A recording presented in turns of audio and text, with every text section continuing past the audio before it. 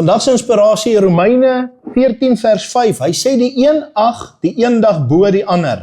Die ander ag al die dae gelyk. Laat elkeen in sy eie gemoed ten volle oortuig wees.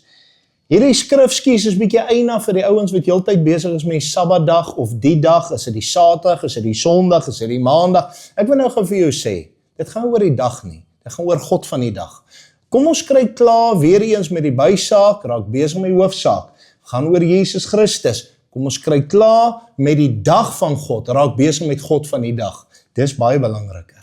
En ek wil vandag vir jou sê, solank jy 'n dag vir jou kies, wat jy sê, Here, ek eer daai dag U. En daai dag raak ek bietjie stil. En daai dag gaan ek so bietjie myself, my tyd uitkoop om met U tyd te spandeer. Seën die Here jou. Daar's mense wat noodwerk doen, daar's mense wat afhangende wat se bedryf jy is, wat ongelukkig op Saterdag en Sondag en daai tyd moet werk.